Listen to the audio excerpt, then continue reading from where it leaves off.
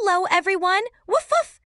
Today was such a wonderful day. The Pretty Holic store was officially opening. This morning, Iroha and I were at the park with Satoru. He wanted to share some of his research on animals in distress and what he had found. We can always count on Satoru. We're really lucky to have him around. While we were there, Meme called us because he had something important to say. So we met him at Nico's Smile Garden, where we saw the shiny rabbit again. She looked so much better, and her energy had made the garden come alive again. It felt amazing to see that our efforts were really making a difference. But just when Meme was about to tell us more, Iroha got too excited. She just couldn't wait any longer for Pretty Holic's grand opening. So we dashed off to the store as fast as we could. Woof! When we got there, we met a really sweet girl named Mayu. Iroha introduced herself, and I did too. Woof! But just as we were about to enter the store, Mayu's mom, who owns the shop, stopped us.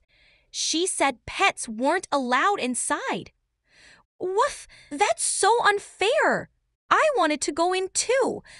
But then, Iroha had a wonderful idea. She reminded me that I could transform into a human. Oh yeah, I can do that! Woof woof! So we went back to the entrance, and Iroha introduced me as her friend, who, funnily enough, had the same name as her dog. What a funny coincidence!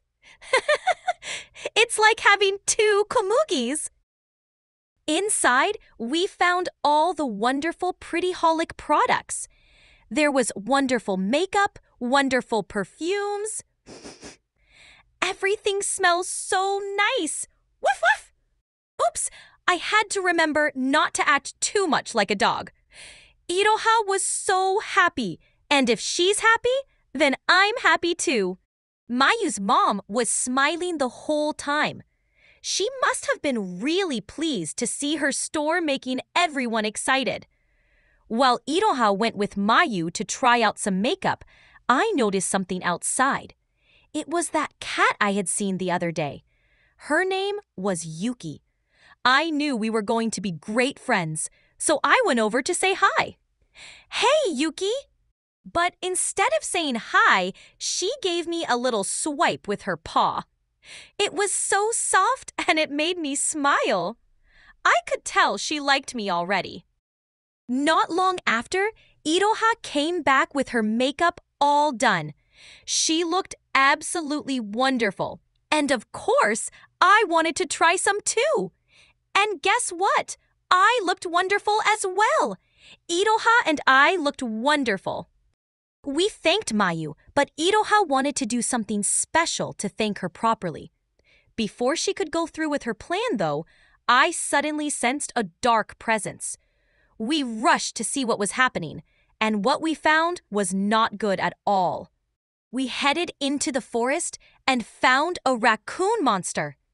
Iroha and I transformed and tried to catch the monster, but it wouldn't let us near.